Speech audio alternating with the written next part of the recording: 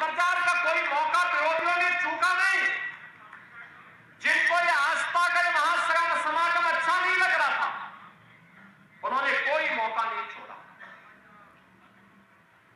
मौनी अमावस्या के दिन 8 करोड़ श्रद्धालु यहां पर था। हमारी प्राथमिकता थी कि श्रद्धालु जनों को सुरक्षित स्नान करा करके उनके गंतव्य की ओर प्रस्थान करवाया जाए। क्या संगम पे, क्या ऐरावत घाट पर, क्या गंगा जी के किसी भी घाट पर, क्या रेलवे स्टेशन पर, क्या बस स्टेशन पर, क्या अगल बगल के जनपदों में इतना बड़ा समागम प्रयागराज आने की तत्पर दिखाई दे रहा था। लेकिन विरोधी और विपक्षी लगातार दुष्प्रचार कर रहे थे, बदनाम कर रहे थे, अपमानित करने की भाषा का उपयोग कर रहे थे। कोई काहिरा की घटना का दृश्य दिखा करके प्रयागराज को बदनाम करता था। प्रयागराज में मौनी अमावस्या के दिन 28 और 29 की रात्रि को दुखद घटना घटी थी। उन सभी परिवारजनों के प्रति हमारी संवेदना है। लेकिन बहनों और भाइयों, उसकी आड़ में काहिरा की घटना को, काठमांडू की घटना को, किसी अन्य जगह की घटना को प्रयागराज से जोड़ करके बदनाम करने की साजिशें हो रही थी। मुझे लगता है कि जनता जनार्दन ने एक सिरे से उन्हें खारिज करके प्रयागराज महाकुंभ में आकर के साबित किया कि नहीं, तुम्हारे दुष्प्रचार में अब नहीं आएंगे, सनातन का ध्वजा अब कभी झुकने वाली नहीं। और जो भी प्रयागराज आया उसने 2 बातों की चर्चा जरूर की, जिसका उल्लेख आदरणीय प्रधानमंत्री जी ने अभी हाल ही में मध्य प्रदेश में अपने उद्बोधन में कहा। उन्होंने कहा था जो भी प्रयागराज आया उसने स्वच्छता की और स्वच्छता कर्मियों की सराहना की, और जो भी प्रयागराज आया वह प्रयागराज में पुलिस के व्यवहार की तारीफ की है, उसकी सराहना की है। ऐसे लगता था जैसे सबका अपना आयोजन हो, जैसे घर का किसी आयोजन में होता है ना, पूरा परिवार मिलकर उस आयोजन को सफलता की ऊंचाई तक पहुंचाता है। ऐसे ही उत्तर प्रदेश सरकार के सभी विभागों में, क्या स्वच्छता कर्मी हो, क्या स्वास्थ्य कर्मी हो, क्या सिंचाई विभाग के कर्मी हो, क्या जलापूर्ति के कर्मी हो, क्या सुरक्षा कर्मी हो, क्या परिवहन विभाग के कर्मी हो, इन सभी ने इसे अपना घर का आयोजन बना करके इसको भव्यता देने का काम किया, सफलता की नई ऊंचाई तक पहुंचाने का काम किया। तब इतनी बड़ी संख्या में श्रद्धालु इस आयोजन का हिस्सा बन पाया, और इसीलिए प्रयागराज वासियों ने भी इसको अपना आयोजन मान कर जगह जगह लंगर लगाए, अभिवादन किया, अपनी स्वयं की परेशानी को भूल करके इस आयोजन का हिस्सा बने, जनप्रतिनिधिगण इस आयोजन का हिस्सा बने, और आस्था आर्थिकी का एक नया संदेश महाकुंभ प्रयागराज में दे दिया कि नहीं, आस्था है जिसके बारे में भगवान वेदव्यास ने 5000 साल पहले कहा था।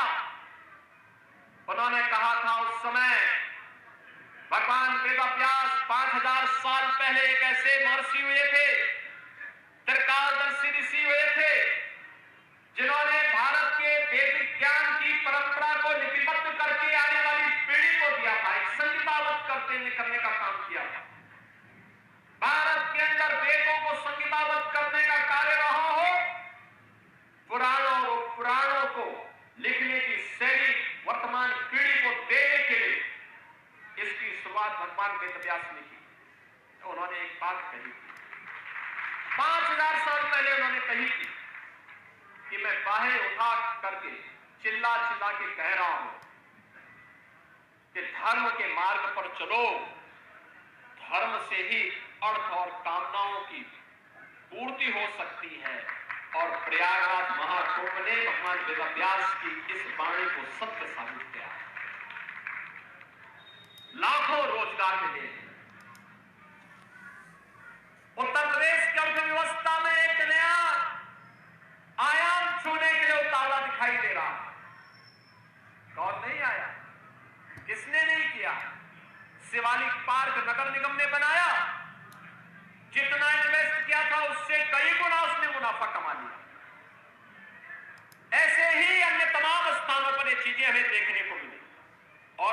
सबसे अच्छा ये लगा कि जब खन्ना जी 80 साल की उम्र में अपने को कहने लगे कि अब मैं तो 60 साल का हो गया, यानी अपनी उम्र को उन्होंने 20 वर्ष कम करके दिखाया है कि अगले कुंभ में भी वह आपके साथ यहाँ पे कुंभ में हिस्सेदारी बनने के लिए पूरी तत्परता के साथ काम करना चाहते हैं।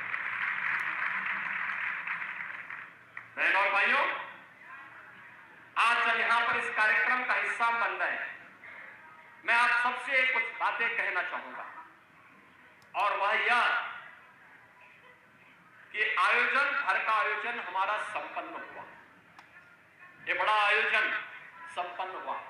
अब इस स्वच्छता को नए सिरे से प्रस्तुत करना, 66 करोड़ श्रद्धालु जहां आए हैं, अभी भी आ रहे हैं, आज भी काफी बड़ी संख्या में लोग हैं। स्वच्छता का विशेष अभियान चला, और मैं कहूंगा आज हमने शुरुआत की है, और मैं चाहूंगा सभी माननीय जनप्रतिनिधिगण, प्रशासनिक अधिकारीगण, मेला प्राधिकरण, पुलिस अधिकारीगण, सभी लोग इस अभियान के साथ जुटे। एक एक चीज को साफ करना, मां गंगा के प्रति हमारी कृतज्ञता ज्ञापित होनी चाहिए। अविरल निर्मल गंगा बनाने के लिए सिंचाई विभाग ने जो कार्य किए, उस कार्यक्रम को अब नए सिरे से आगे बढ़ाने की आवश्यकता है। हमारी भी कोई जिम्मेदारी है। जो मां गंगा हम पे आशीर्वाद बरसा रही है, जो भगवान बेनी माधव की कृपा से इतना बड़ा आयोजन हुआ, भगवान अक्षयवट और हनुमान जी महाराज की कृपा से इतना बड़ा आयोजन संपन्न हुआ है, हमारी भी कोई जिम्मेदारी बनती है और अच्छे ढंग से। अब तक हमने श्रद्धालुओं के द्वारा कहीं पे भी गंदगी पैदा की गई थी तो उस गंदगी को हमने स्वच्छ किया है, लेकिन अब शेष सामान के समेटने की कार्रवाई चल रही है। कोई कपड़ा होगा, कोई फूल होगा, कोई नारियल पड़ा होगा, कहीं पे जूते चप्पल पड़े होंगे, कहीं पे पुष्प पड़ा होगा, कहीं पे कुछ अन्य घास फूस पड़ी होगी, कहीं पे तमाम अन्य मटेरियल जब पंडाल हटेंगे ये सब पड़ा होगा, इसको भी हटाने के कार्यक्रम के साथ जुड़ना पड़ेगा। अगला 15 दिन इस अभियान के साथ जुटना पड़ेगा, प्राण से जुटना पड़ेगा और सभी को जुटना पड़ेगा। हमारे सभी माननीय जनप्रतिनिधिगण, प्रयागराज के वासियों को भी मैं आह्वान करूंगा कि इस कार्यक्रम के साथ जुटेंगे तो बहुत अच्छा एक अभियान, अच्छा एक मैसेज जाएगा। दूसरा, हमें सदैव सचेत रहना पड़ेगा। आज के इस अवसर पर जब हम लोग यहां पर आए हैं तो मैं आप सबसे दो बातें जरूर कहूंगा। प्रयागराज कुंभ में आपके द्वारा किए गए प्रयास के सराहना मैं तो करूंगा ही, लेकिन साथ साथ प्रधानमंत्री जी ने भी किया है और जो भी प्रयागराज में आया सबने इसकी तारीफ की। क्या देशी, क्या विदेशी, क्या उत्तर प्रदेश का वासी रहा हो, क्या प्रयागराज वासी रहा हो, हर एक ने कहा स्वच्छता, बहुत स्वच्छता, अच्छा था। मैं देखता था क्योंकि प्रयागराज के सभी जो 2700 सीसीटीवी कैमरे हमने मेले के अंदर और मेले की व्यवस्था की मॉनिटरिंग के लिए लगाए थे। मैं प्रयागराज आता था तब तो देखता ही था, लेकिन मैं लखनऊ रहता था तब भी मैं उनको देखता था, उन कैमरों से एक एक जगह को देख लेता था और ऐसे घूमते तो जैसे 360 डिग्री तक घूम सकते थे। कुछ भी सब कुछ दिखाई देता था, कहां पे कितने लोग हैं, कहां पर कितनी स्वच्छता है, कहां पर क्या है, और वह सब देखता था। मैं देखता था रात्रि में भी 12 बजे, सुबह 4 बजे भी स्वच्छता कर्मी लगातार इस कार्यक्रम के साथ जुड़ते थे। अभिनंदनीय, आपका कार्य सचमुच अभिनंदनीय है और इसलिए हमने कहा कि आज का भोज तो प्रारंभ हम स्वच्छता कर्मियों के साथ शुरू करेंगे, लेकिन साथ साथ मैं आपको इस बात के लिए भी आश्वस्त करने के लिए आया हूं। एक सरकार ने तय किया है, प्रयागराज महाकुंभ के साथ जुड़े हुए जो भी स्वच्छता कर्मी थे, स्वास्थ्य कर्मी थे, इन सबको हम लोग एक अतिरिक्त बोनस देंगे 10,000 रुपए का। इस मेले के दौरान इन्होंने कार्य किया। दूसरा, हम लोग अभी एक व्यवस्था करने जा रहे हैं। अब तक जो स्वच्छता कर्मी कार्य करते थे, महीने भर कार्य करते थे, 8,000, 9,000, 10,000, 11,000 रुपए तक मात्र पाते थे। अब हम लोग आगे अप्रैल से हमारा एक कॉर्पोरेशन बनने जा रहा है, जिसके माध्यम से हम व्यवस्था करने जा रहे हैं कि जो भी स्वच्छता कर्मी अब काम करेगा, कम से कम उसको 16,000 रुपए हर महीने उसके खाते में हम लोग देंगे। और मिनिमम वेजेस केवल सफाई कर्मियों को ही नहीं, उन स्वास्थ्य कर्मियों को भी जिन्हें पूरा वेज नहीं मिल पाता था, उन सबको भी हम इसके साथ जोड़ने जा रहे हैं। प्रदेश के अंदर जितने भी ऐसे कर्मचारी होंगे जो नहीं पाते थे, हम उस कॉर्पोरेशन के माध्यम से सीधे बैंक में उस कर्मचारी के बैंक खाते में पैसा देने का काम करेंगे। इसीलिए मैं वित्त मंत्री जी को बुलाया और अच्छा हुआ कि उन्होंने अपने को 60 साल का कहा, तो 60 साल का उनका कार्य अब दिखेगा, क्योंकि अगर वे 80 साल बोल देते तो फिर तो लगता था कि वो बोलते रहे, लेकिन अब वो भूलेंगे नहीं, अब ये कार्य जरूर होगा। इसीलिए हम लोग इस कार्यक्रम के साथ जुड़े हैं। दूसरा है कि हम लोग जैसे ये कार्यक्रम आगे बढ़ेगा, हर उस कर्मचारी को, वह स्वच्छता कर्मी हो, स्वास्थ्य कर्मी हो या अन्य कोई भी कर्मचारी, उसको हम आयुष्मान भारत की 5 लाख रुपए की या मुख्यमंत्री जन आरोग्य योजना की 5 लाख की योजना के साथ जोड़ेंगे, जिससे फ्री में 5 लाख रुपए तक की स्वास्थ्य बीमा उसे प्राप्त हो सके। और ये जो पैसा आपको मिलेगा, ये सीधे आपके पास जाएगा। ये बोनस जो घोषणा हो रही है, ये भी आपके पास जाएगा और आने वाले समय में भी ये व्यवस्था आपको मिलेगी। बस जिस तन्मयता के साथ आपने कार्य किया, इसको इसी तन्मयता के साथ लगने की आवश्यकता है। और अर्थव्यवस्था के बारे में तो कहना ही क्या, दुनिया बहुचक है, आश्चर्यचकित है कि प्रधानमंत्री मोदी जी का मार्गदर्शन भारत को दुनिया की 5वीं बड़ी अर्थव्यवस्था बनाया है, और ये उन्हीं का मार्गदर्शन है। ये पहले भी संभावना थी, पहले के लोगों ने भारत की आस्था को सम्मान नहीं दिया, पहले की सरकारों ने भारत की आस्था को महत्व नहीं दिया। क्या प्रयागराज, क्या काशी, क्या अयोध्या, क्या मथुरा वृंदावन, क्या चित्रकूट, क्या गोरखपुर, क्या नैनीताल, क्या सुखतीर्थ, क्या मां विंध्यवासिनी का धाम, हर ओर आज जो एक नई आस्था के साथ साथ अर्थव्यवस्था का आधार बना है, ये अद्भुत है। दुनिया अचंभित है, लालायित है, और केवल भारत ही नहीं, बहनों और भाइयों, दुनिया के अंदर के 1 दर्जन देशों के तो मंत्री या राष्ट्राध्यक्ष भी इस आयोजन का हिस्सा बने और 74 देशों के एम्बेसडर और हाई कमिश्नर भी आयोजन का हिस्सा बने। यानी पहली बार 80 से अधिक देशों के लोग इस आयोजन में भागीदार बनकर के जो आया, अभिभूत होकर के गया। 66 करोड़ 30 लाख की आबादी दुनिया के अंदर भारत और चीन के अलावा किसी अन्य देश के पास नहीं। चीन में लोकतंत्र नहीं, इसलिए सच्चाई सामने नहीं आती। भारत अकेला दुनिया का लोकतंत्र है जहां हर प्रकार की धार्मिक स्वतंत्रता का अधिकार है, अभिव्यक्ति की स्वतंत्रता का अधिकार भी है। और बहनों और भाइयों, आपको आज सम्मानित करते हुए और आपके साथ सहभोज में हिस्सा बनते हुए मेरा पूरा मंत्रिमंडल अभिभूत है और प्रधानमंत्री मोदी जी के प्रति आभार व्यक्त कर रहा है कि उन्होंने दुनिया को एक नई राह दिखाई है कि आध्यात्मिक टूरिज्म भी अर्थव्यवस्था का एक मजबूत आधार बन सकता है। वाह, ये जो विजन है, ये प्रधानमंत्री मोदी जी का विजन है और उन्हीं के विजन को हमने जमीनी धरातल पर उतार करके उत्तर प्रदेश के अंदर महाकुंभ के भव्य और दिव्य आयोजन को आगे बढ़ाने का काम किया है। मैं आदरणीय प्रधानमंत्री जी के द्वारा जो भी मार्गदर्शन दिया गया था और जो हमारी प्रदेश सरकार ने उसके लिए केंद्र सरकार के साथ मिलकर के रोड मैप तैयार किया था, उसको प्रयागराज मेला प्राधिकरण के मेलाधिकारी, यहां के मंडलायुक्त, यहां के जिलाधिकारी, सुरक्षा की दृष्टि से एडिशनल डीजी, सीपी, डीआईजी मेला, एसएसपी मेला और अन्य तमाम विभागों ने लखनऊ से समय समय पे आकर के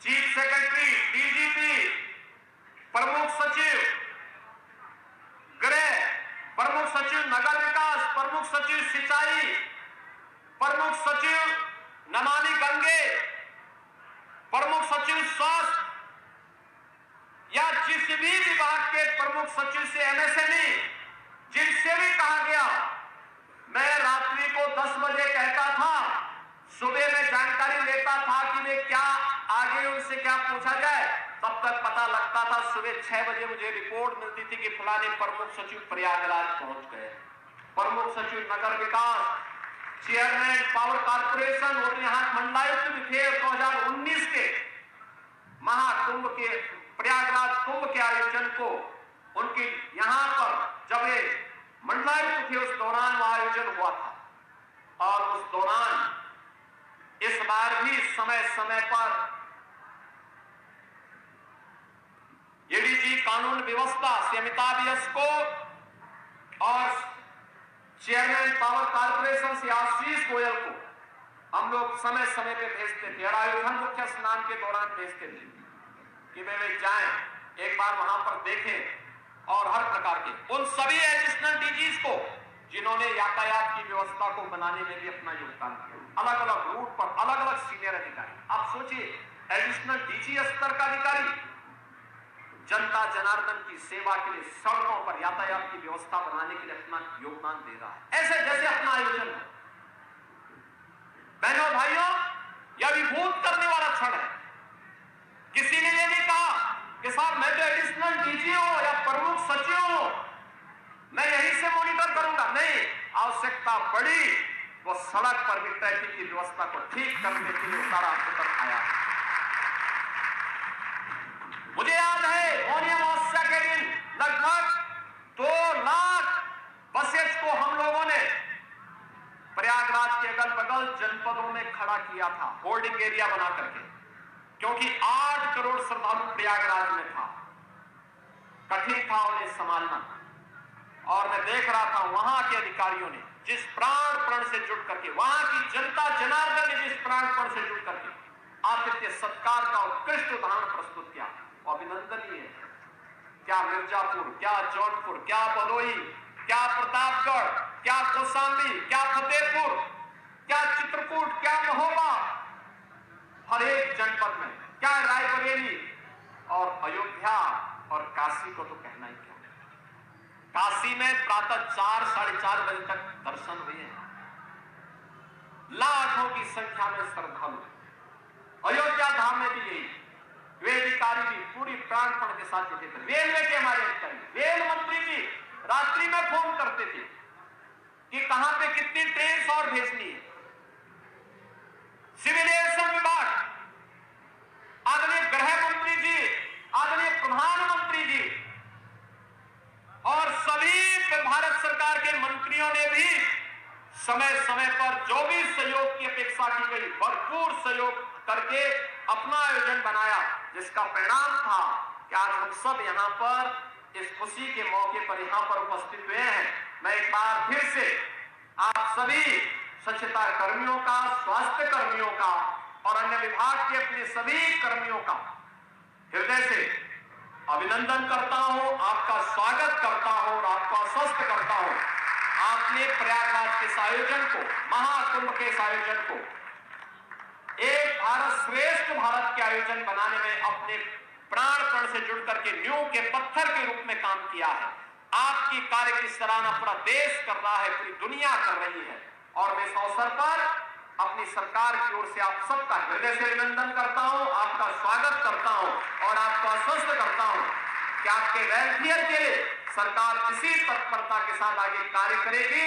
आप सभी के साथ मेरा एक पूरा मंत्रिमंडल सहभोज करने के लिए भी उतावला है, क्योंकि अब तक तो हम लोग दूर दूर से ही मिलते थे। क्योंकि मैं जब भी आता था मैं आयोजन में, तो मुझे विभिन्न अलग अलग कार्यक्रमों में जाने का अवसर मिलता था, आपके साथ नहीं बैठ पाता था। दूर से ही मैं हाथ हिलाता था तो मैं देखता था कोई ना कोई हमारा सफाई कर्मी या कोई ना कोई बहन वहां से हाथ हिला करके अभिवादन कर देती थी। लेकिन आज आपके साथ बैठ करके सभी लोग आनंदित होंगे। मैं एक बार फिर से 2019 में आदरणीय प्रधानमंत्री जी ने 5 प्रक्षालन के माध्यम से आपको सम्मान दिया था। आज हमारे सभी सहयोगी आपके साथ सहभोज में भागीदार बन करके आपका मान बढ़ाने का काम करेंगे, आपका सम्मान बढ़ाने का काम करेंगे। आप सबका मैं हृदय से स्वागत और अभिनंदन